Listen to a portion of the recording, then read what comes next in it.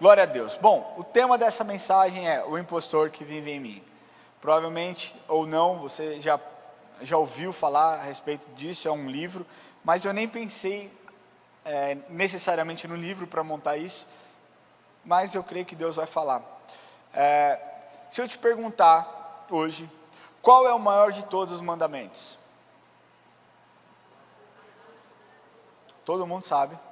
E amarás o seu Deus de todo o teu coração, com toda a tua alma, com toda a tua força, com todo o teu entendimento. Amém? Nós estamos na mesma página? Amém? Vocês me ajudam a pregar hoje?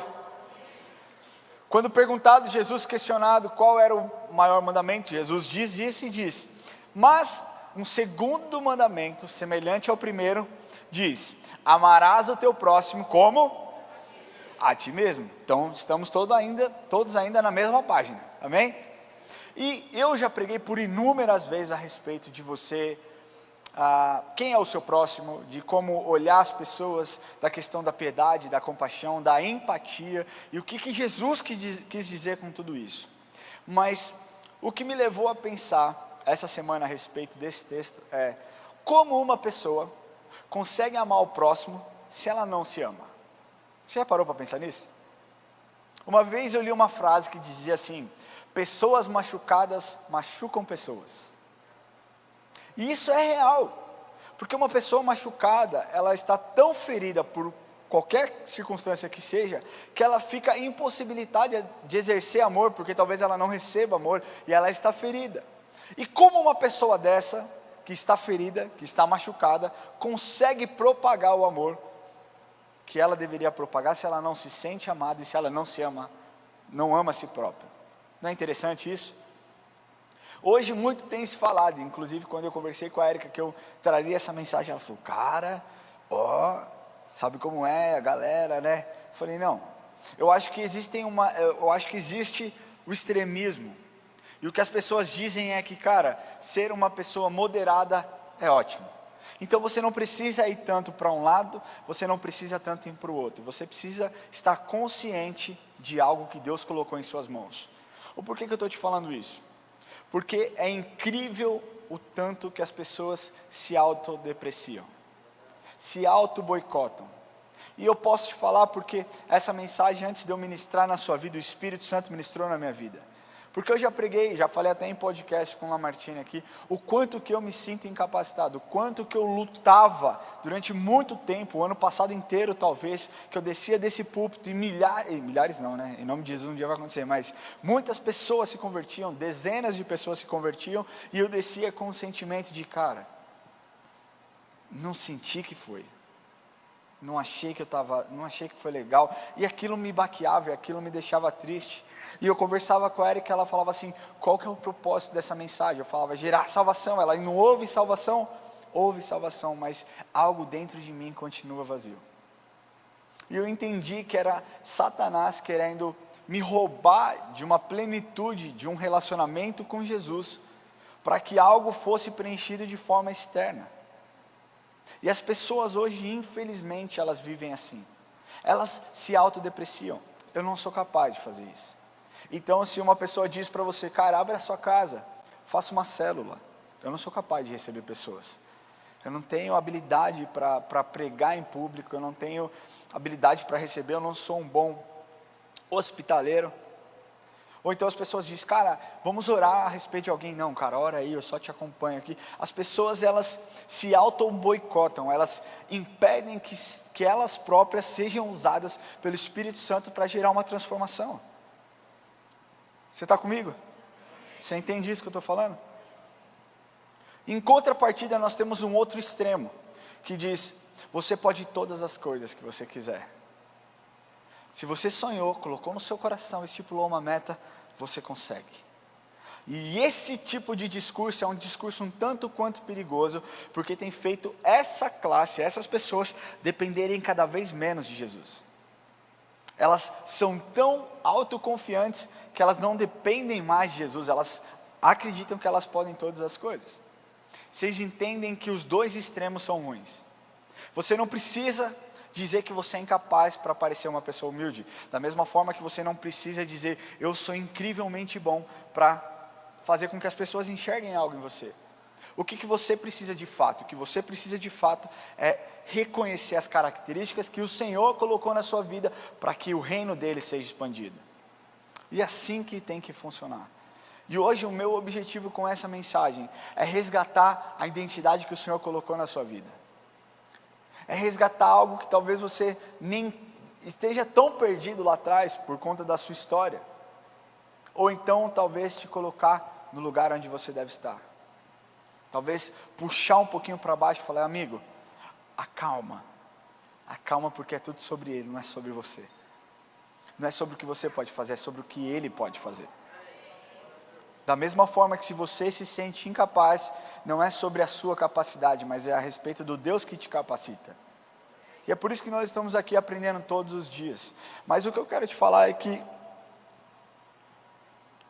a autodepreciação, a autossabotagem, ela é tão cruel com nós mesmos, que ela faz com que nós nos desvalorizemos. Você percebe que quando você vai vender um carro, você não fala os defeitos do seu carro. Alguém aqui fala? Sim ou não? Quem é que vendeu o carro recentemente? Levanta a mão bem alto aí. Você falou mal do seu carro para o comprador lá? Você falou que bebe muito, que faz barulho, que está batendo, que tem que trocar o disco, tem que trocar o freio, o amortecedor já não está lá, essas coisas. A gente não fala isso. Você fala: o carro é ótimo. Monta e sai, filho, vai andar. Anda para você ver que beleza. E por dentro você está: compra logo essa bagaça, leva daqui. Com casa é a mesma coisa. Sua casa está com um monte de defeito, tem que ser refeito todo o quadro elétrico, porque é antigo, mas você quer vender a casa e você fala: não, tá tudo perfeito, cara. Tudo funciona. E deixa eu te falar, você não está mentindo. Porque não funciona? Então está ótimo, funciona. Mas reparos precisam ser feitos, e você não foca no reparo. Você foca no macro da casa. Você fala: cara, a casa é muito boa para se morar. Só que quando você vai falar a respeito de você mesmo, você se coloca numa posição onde você se rebaixa. Vocês sabiam que existe uma síndrome chamada síndrome do impostor? Quem é que conhece essa síndrome? Muitas pessoas conhecem essa síndrome. Agora, pasmem, 70% da população mundial possuem alguma das características de pessoas que possuem essa síndrome. A síndrome do impostor, ela nada mais é como um sentimento de incapacidade de você internalizar o sucesso. Ou seja, cara, eu vou lutar uma luta, vou lutar uma competição, e eu ganho do meu adversário. Eu não ganhei porque eu fui bem, eu ganhei porque ele vacilou. Vocês entendem isso? E durante muito tempo eu tive esse sentimento. O Thiago treina comigo quase todo dia, e ele sabe disso. Ele sabe que durante muito tempo eu ia, finalizava os caras, um baita movimento legal, aprendia, tal, não sei o que lá. Os caras: uau, você foi bem. Eu falava: não, cara, mas você errou aqui, ó. Se você não tivesse feito isso, eu não conseguiria fazer isso. Cara, um sentimento de autopiedade horrível, cara. Eu treino, eu me dedico, eu me preparo, mas nunca é o suficiente. E o que acontece é que exatamente isso, no mesmo campo, na mesma síndrome no campo profissional, por exemplo. A pessoa acha, a sensação que elas têm é que nada do que elas fazem é o suficiente. Por melhores que sejam, por melhores resultados que elas obtenham, nada é suficiente, nada é pelo mérito, tudo é pela sorte.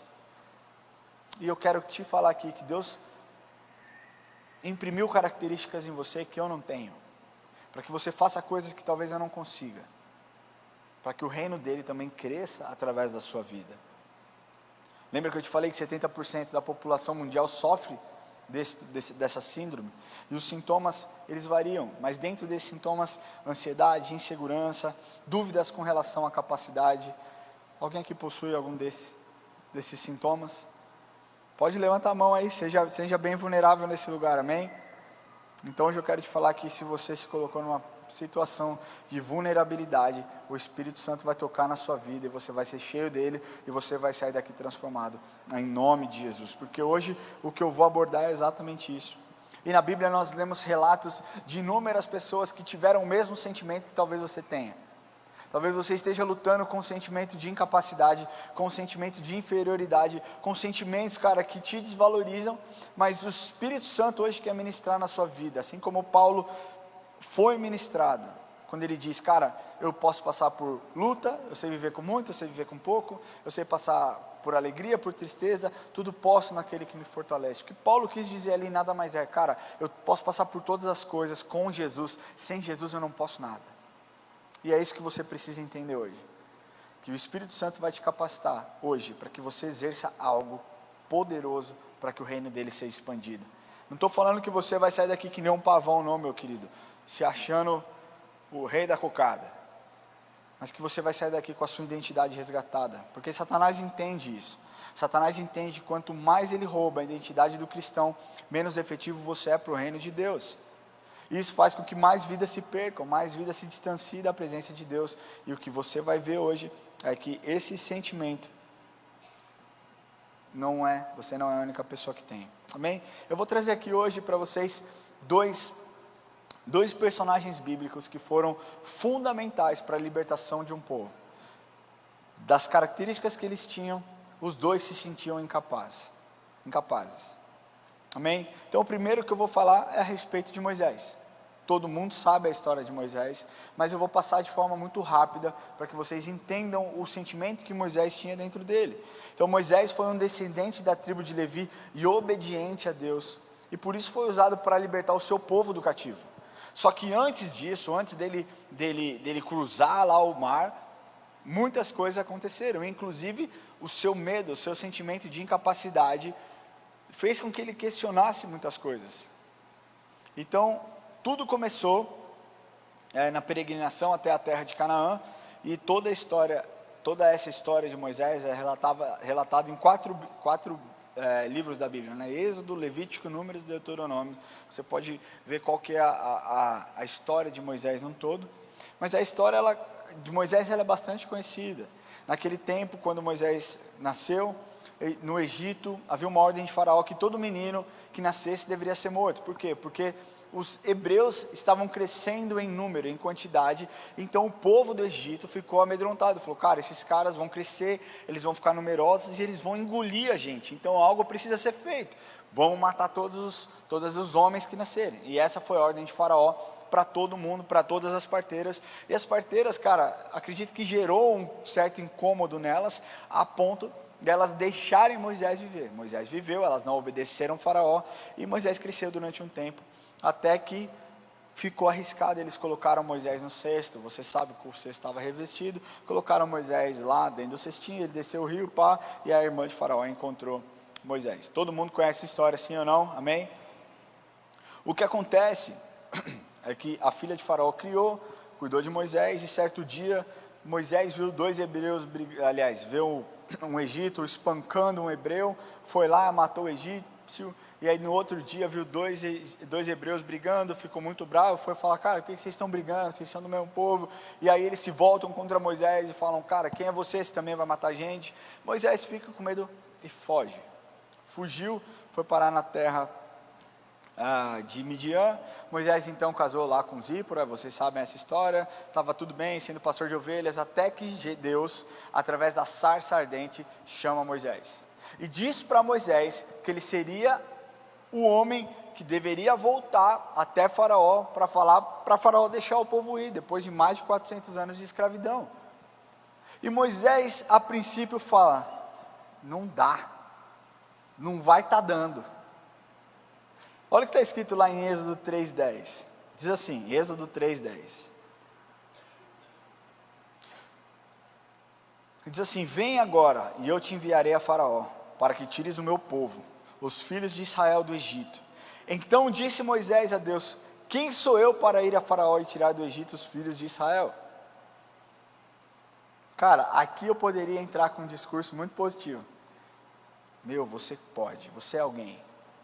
Vamos cantar aqui, quero que valorize o que você tem, você é um ser, você é alguém. Estou cantando para Moisés, canta comigo. Tão importante para Deus, Moisés, você vai vencer, você pode, continua.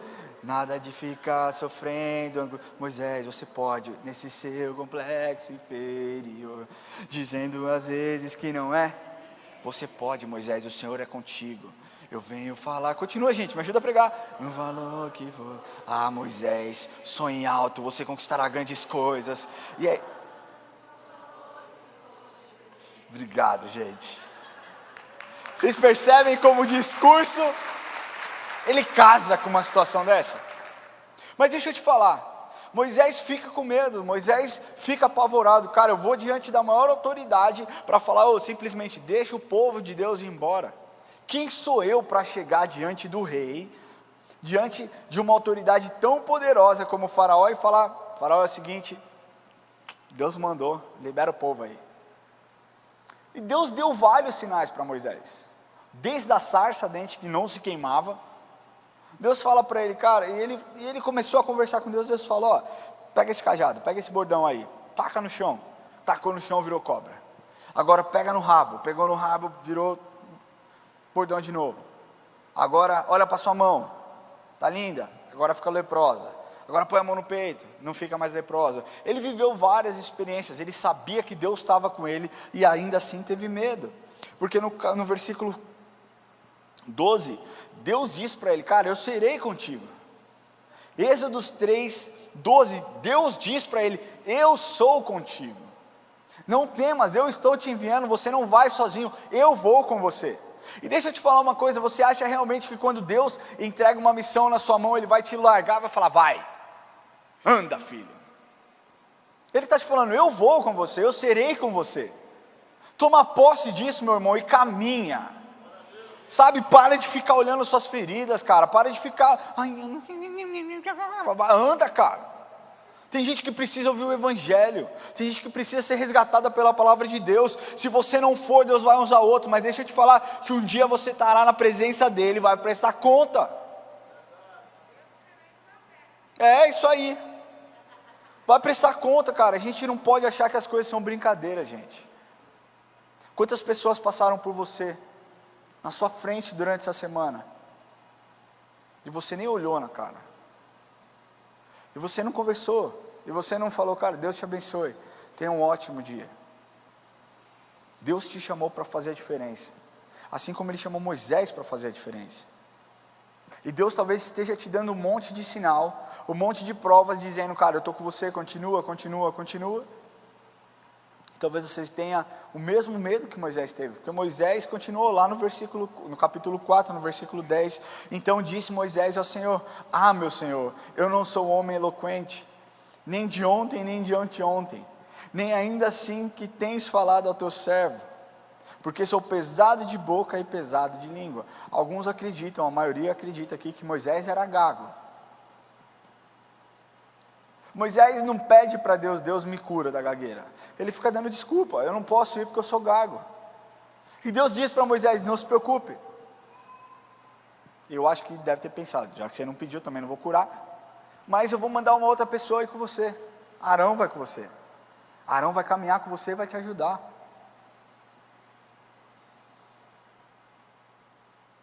Agora olha a resposta que Deus dá para Moisés. Respondeu-lhe o Senhor, quem fez a boca do homem? Ou quem fez o mudo ou o surdo? Ou o que vê ou o cego? Não sou eu, o Senhor? Vai, pois, agora e serei com a tua boca e te ensinarei o que hás de falar. Você vai encontrar situações, meu amigo, que você não vai saber o que falar. E o Espírito Santo que está dentro de você vai te dirigir, te direcionar. E quando você vê, você já falou. Um dia eu tomei um enquadro com o Enzo. Tomei um enquadro com o Enzo, com o meu carro, a polícia parou, apontou a arma e não sei o que, e a hora que viu o Enzo ele ficou mais calmo, e documento, pediu o documento, entreguei o documento, viu, tá tudo em ordem. A hora que ele foi embora, eu olhei o nome dele, não lembro como era o sobrenome dele, mas estava lá, falei, por favor, pois não, posso orar com você? Aí ele falou, só um minuto, eu falei, ferrou. Falei, só um minuto, o Enzo ficou olhando a minha cara, e agora? Eu falei, não sei. Eu não sei nem porque eu falei que eu posso orar por você. E aquele homem chamou o outro policial, e os dois ficaram na janela do meu carro assim, e eu comecei a orar, cara. Eu ministrei tantas coisas sobre a vida deles. Eu ministrei o respeito, eu ministrei a submissão, eu ministrei honra, eu ministrei tantas coisas sobre a vida daquele homem, que ele falou, cara, obrigado, Obrigado porque talvez em tantos anos de profissão nunca ninguém teve esse olhar e falou essas palavras para mim. Mas deixa eu te falar que eu sei que não fui eu. De verdade, eu sei que não fui eu quem fiz aquilo. Por algum motivo, o Espírito Santo conhecia a história daqueles homens, conhecia a situação daqueles policiais que talvez estivessem num nível de estresse elevado, se sentindo sozinhos, e o Espírito Santo simplesmente achou uma pessoa disponível para falar. E o Espírito Santo precisa achar disponibilidade na sua vida, para que você seja ousado, independente da sua capacidade ou não.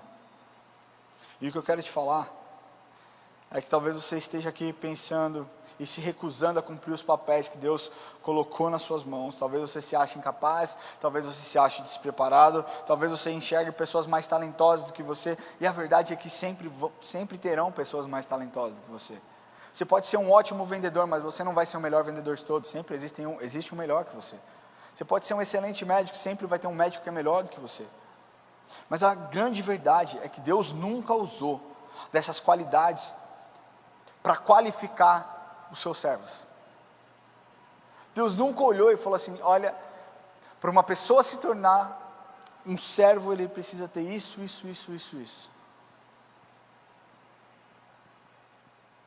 Deus olhou e falou: para uma pessoa ser o meu servo, ela tem que largar suas coisas, carregar sua cruz e me seguir.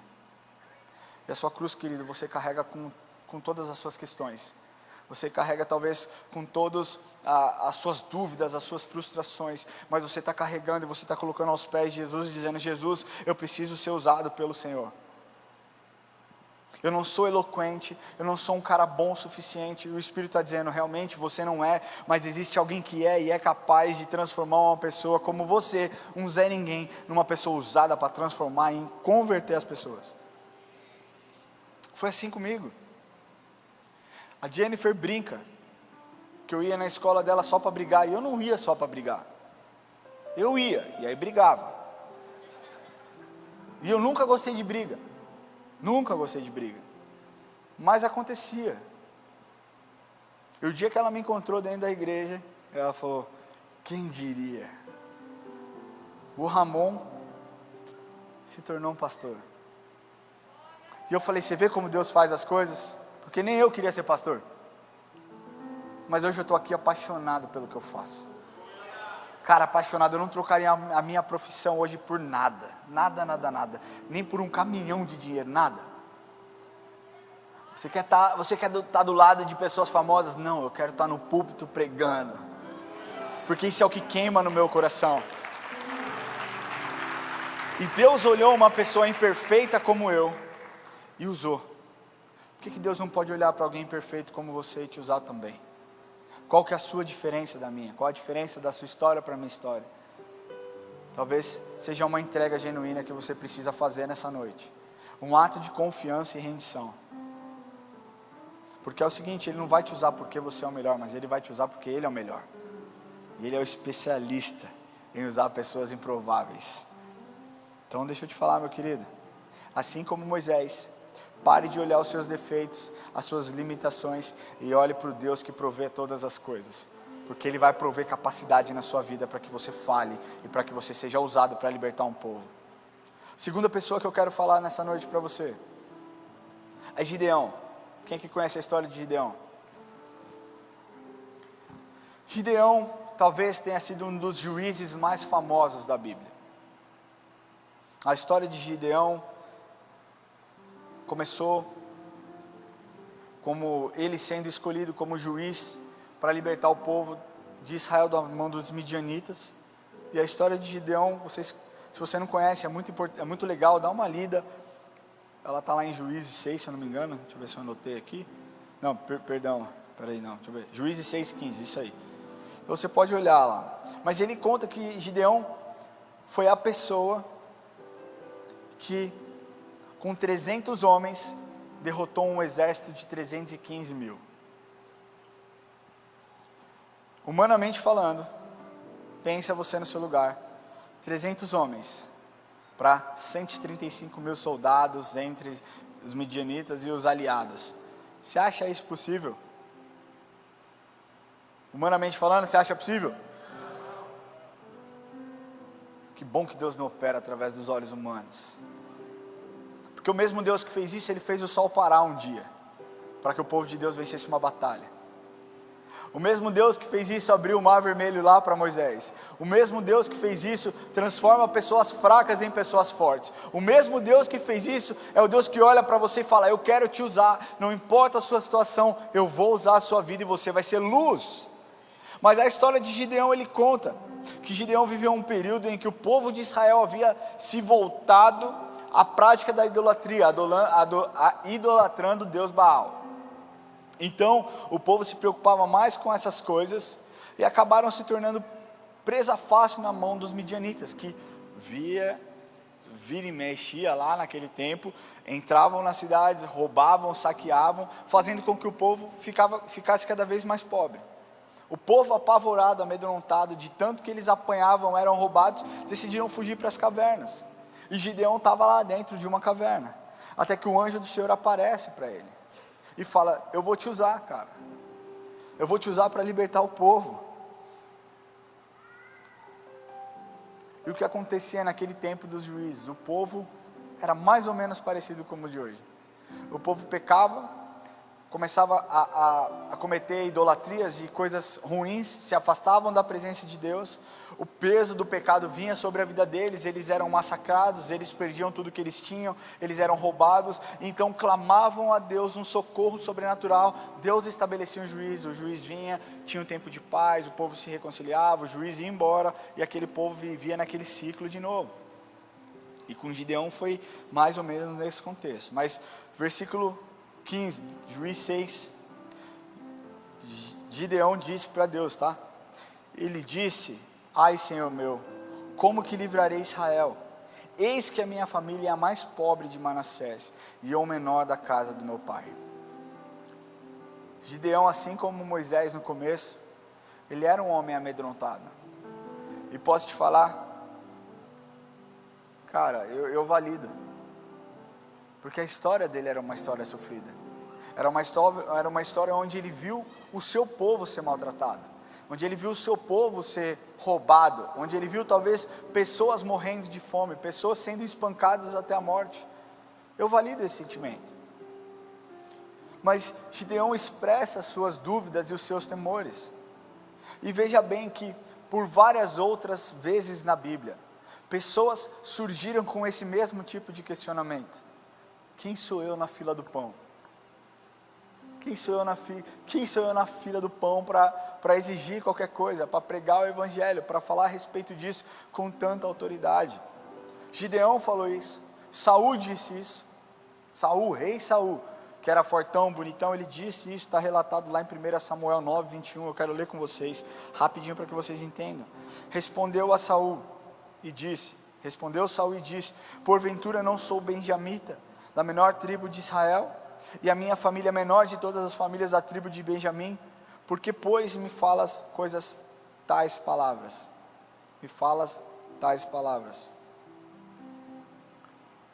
Saul se sentia menor, Davi se sentiu menor. Davi, quando Samuel chega à casa de Jessé, Davi nem tinha sido convidado. Imagina o sentimento de rejeição que aquele menino não tinha. Todos os seus irmãos estavam ali perfilados, mas ele não tinha sido convidado. Mas sabe qual que era a grande diferença de Saul, talvez de Gideão, de Moisés para Davi? É que Davi sabia de fato quem Deus era. Davi sabia de fato que ele não poderia nada sozinho, mas com Deus ele poderia todas as coisas. Porque ele diz isso quando ele vai derrotar Golias: você vem para mim, você vem lutar comigo com espadas e escudos, mas eu vou contra você em nome do Senhor dos Exércitos. Davi tinha consciência. Davi não se inferiorizou, não tinha aquele complexo de inferioridade. Davi se revestiu do poder e da autoridade. Ele disse: cara, eu realmente sozinho eu não consigo, mas eu vou contra você no nome do Senhor dos Exércitos. E o resultado você já sabe. Você sabe exatamente o que aconteceu. Mas voltando à história de Gideão, Gideão diz isso para Deus, mas no versículo anterior, no versículo 14, Deus tinha dito para Gideão, diz assim: então se virou o Senhor para ele e disse: vá nessa tua força e livre Israel da mão dos midianitas, porventura não te enviei eu? Muito parecido com o versículo que nós lemos lá em Êxodo. Capítulo 3, versículo 12. Eu te enviei. E aqui ele pergunta, não te enviei eu? E logo na sequência, Gideão diz uma resposta e diz isso. Cara, eu sou menor, porque eu sou menor, eu me sinto o pequeno, eu me sinto mais inferior, o mais fraco. E o que eu quero te falar é que talvez você esteja pedindo sinais para Deus, e Deus esteja te dando sinais atrás de sinais, e você, com medo ou com receio de fracassar, você tem arrumado cada vez mais desculpas. Eu penso uma coisa, se eu vejo Deus se manifestando para mim de forma clara, se eu vejo uma sarça pegando fogo, se eu vejo Ele falando, pega um cajado e Ele vai se transformar Ele se transforma numa cobra, pega no rabo, Ele transforma num cajado de novo, cara, você não seria cheio de confiança naquele que te enviou? Será que você duvidaria, como esses homens duvidaram? O que você acha? Sabe por que eu não condeno? Porque talvez eu fizesse o mesmo. Talvez eu falasse a mesma coisa, cara, eu sou o menor. Eu sou o pastor mais novo da Church. Por que eu? Por que eu, Deus? Tem o Lamartine, pede para o Lamartine. Pede para o José Luiz. Pede para o pastor Carlos, para a pastora Glaucia. Eles têm mais tempo do que eu, né? Eles têm mais rodagem. E o que eu quero te falar é que Jesus, Deus, Ele olha a disponibilidade do seu coração para transformar a vida. E o que aconteceu é quando Gideão foi cheio do Espírito Santo, o medo se transforma em fé, e ele vai e ele toma uma atitude de louco. Ele chega com 10.000 pessoas e acaba com 300 soldados, e ele diz, nós venceremos. E aqueles soldados gritavam naquele tempo, uma espada pelo Senhor e uma por Gideão, e foi tanto barulho que houve confusão, e eles correram atrás dos líderes, mataram os líderes, e o povo de Deus ganhou essa batalha. E o que eu quero te falar é que tanto Moisés quanto Gideão lideraram o seu povo para um tempo de paz, longe da escravidão, longe do pecado e longe da presença do inimigo.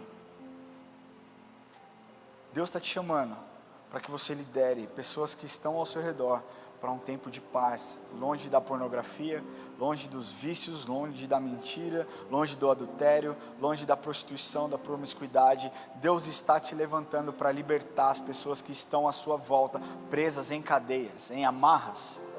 E você precisa assumir esse papel, assim como esses homens assumiram e tomaram a frente, e foram empoderados pela presença do Deus vivo. O Espírito Santo está nesse lugar, querendo descer sobre a sua vida, para que você faça algo diferente, e ajude as pessoas a propagar o Evangelho, e trazer mais pessoas para perto de Jesus.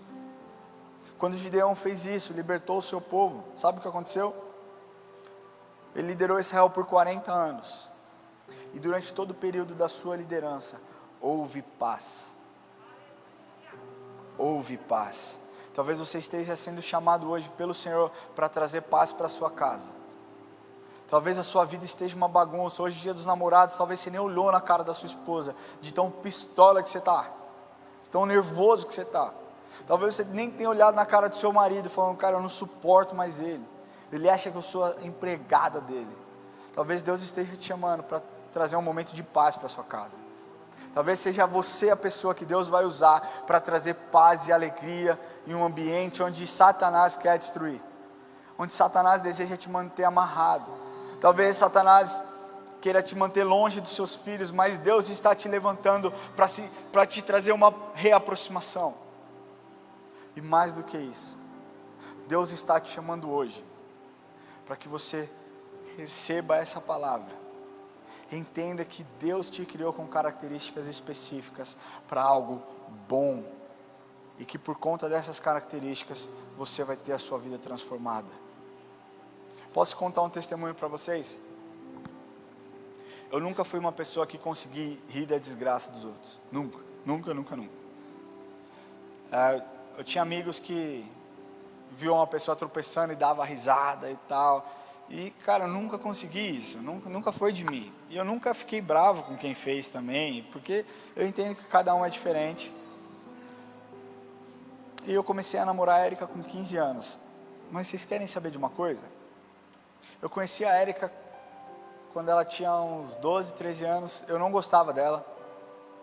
Não gostava dela, eu achava ela metida, mas coitada, ela era tímida. E eu achava ela metida e ela nem me notava. Acho que isso que me deixava mais bravo. Mas eu olhava e falava, filha do pastor, cara. Deixa ela para lá, tal, não sei o quê. Até que um dia eu fui numa festa. E estava muita gente, todos os adolescentes estavam naquela festa. E ela caiu na piscina, ela escorregou e ela caiu na piscina. E todo mundo começou a rir. Mas a minha reação imediata foi ver se ela estava bem. Porque essa foi uma característica que Deus me deu. E eu fui ver se ela estava bem. Eu fui o único que abaixei. Ela estava completamente envergonhada, com metade do corpo dentro da piscina, metade do corpo fora. E eu falei, você está bem? Você se machucou? O pessoal começou a rir. Eu mandei uns 4 moleques calar a boca. Por conta dessa minha atitude, dessa característica que Deus colocou na minha vida, eu comecei a conversar com ela. E nós já estamos juntos há 20 anos. Sabe por que eu estou te falando isso? Porque muitas vezes você não vai entender as características que Deus colocou na sua vida. Mas em um determinado momento vai fazer sentido.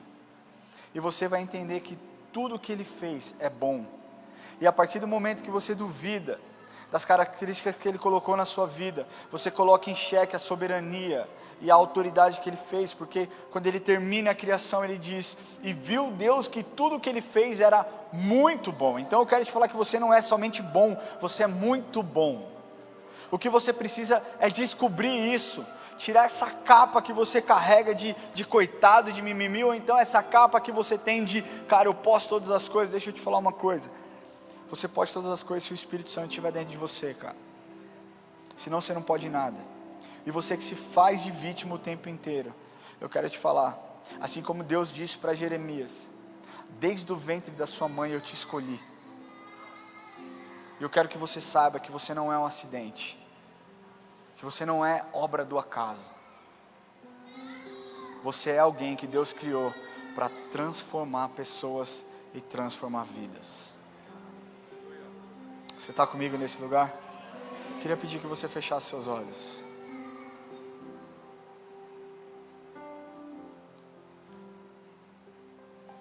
Como eu disse no começo, o intuito dessa palavra, de forma nenhuma é fazer você sair daqui se achando a pessoa mais extraordinária do mundo, mas é sair daqui entendendo que você tem um propósito, que você tem um chamado, e você carrega características que o próprio Deus colocou sobre a sua vida.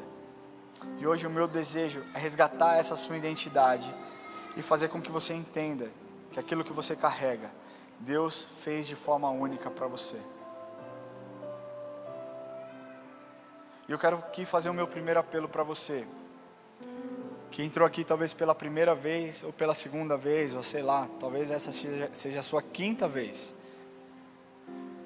E você nunca entregou o seu coração para Jesus. Você nunca falou, realmente Deus, se o Senhor existe, eu peço que o Senhor entre na minha vida. Se o Senhor realmente existe, o Senhor é esse Deus bom, eu quero que o Senhor entre na minha vida. E talvez você tenha entrado aqui pela primeira vez e falou, cara, mas o que você está falando?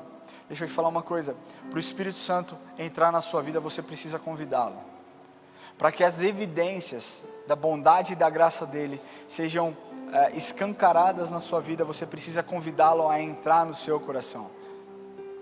A palavra de Deus diz, eis que estou à porta e bato, e aquele que abrir eu entrarei. Então, deixa eu te falar uma coisa, Deus não vai entrar se ele não for convidado. E eu estou aqui para te dar uma chance hoje. Talvez essa seja a maior chance que você teve durante toda a sua vida. E eu não estou aqui te convidando para uma religião. Eu estou te convidando para um relacionamento de intimidade com um Deus vivo. Um Deus que olha muito além das suas qualidades ou dos seus defeitos. Um Deus que olha a sua essência. Coisas que você nem enxerga. Mas você só consegue ser empoderado quando você rasga o seu coração e Ele usa a sua vida. Se você deseja entregar o seu coração para Jesus nessa noite, eu quero pedir que você levante a sua mão onde você estiver e nós vamos orar com você. Levante a sua mão mais alta alto que você puder, não fique constrangido, a igreja está de olhos fechados, você precisa fazer essa oração nessa noite. Não deixe passar esse tempo. Glória a Deus pela sua vida. Não deixe passar esse tempo, não deixe com que o tempo passe. Não deixe para amanhã, não postergue uma decisão, não procrastine algo tão poderoso que é a entrega do seu coração. Jesus Cristo morreu por você, para que você pudesse ter vida nele. E as pessoas têm se perdido no mundo, buscando alegria, buscando em coisas, algo que somente Ele pode dar. Então, se você deseja entregar o seu coração, levante a sua mão bem alto para que eu possa te ver. Levante a sua mão bem alto para que eu possa te ver. Deus, Ele quer o seu coração. Deus, Ele quer o seu coração nessa noite. Para você que entrou aqui, deseja fazer essa oração, eu queria pedir que você levante do seu lugar, que você venha aqui à frente. Saia do seu lugar, venha aqui à frente, você que deseja fazer essa oração. Não precisa ter vergonha, não precisa ficar tímido. Todos nós um dia tomamos essa decisão. Saia do seu lugar, venha aqui à frente. Pode vir.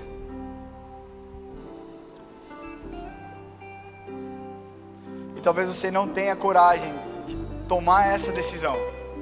Talvez você fale, cara, não vou lá sozinho, não quero pagar esse mico. Pega na mão que está da pessoa do seu lado. Se você veio com alguém, algum conhecido, venha com essa pessoa e fale assim, cara, me ajuda aí lá na frente que eu estou com vergonha. Eu estou tímido, eu estou preso. Pega na mão dessa pessoa e vem aqui à frente enquanto nós adoramos ao Senhor. Amém? Sai do seu lugar. Queria pedir que a igreja ficasse de pé, por favor. Glória a Deus pela sua vida. Glória a Deus pela sua vida.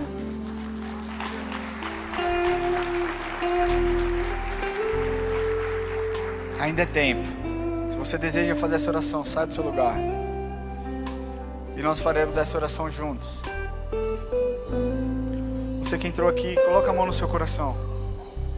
E repete assim comigo. Você que está nos assistindo online, deseja entregar o seu coração também. Hoje é o dia, esse é o dia que o Senhor fez para que você se encontre com Ele.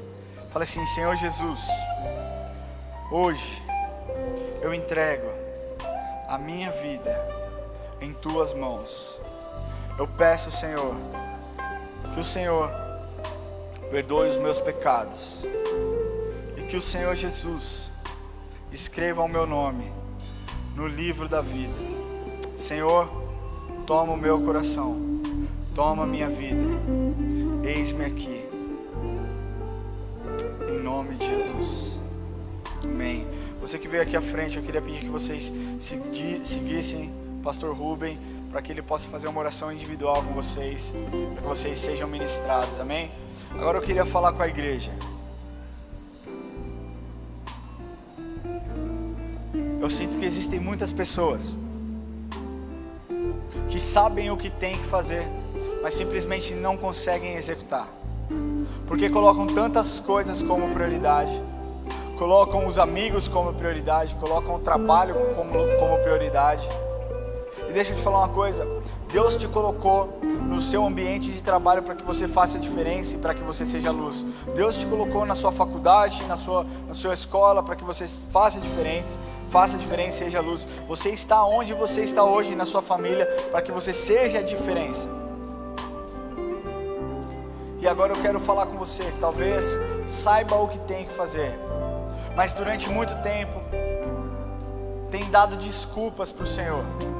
Talvez tenha dito, Senhor, agora não é a hora certa, eu estou cansado, eu estou sobrecarregado, eu tenho muito trabalho para fazer. Ou então você fale, Senhor, eu sou incapaz, eu não me sinto pronto o suficiente. E o que Deus está te falando é, dá o primeiro passo, porque eu vou te usar, porque eu vou te preparar. Eu lembro quando a Érica ficou grávida do Enzo, e eu pensava, cara, eu não estou pronto para ser pai.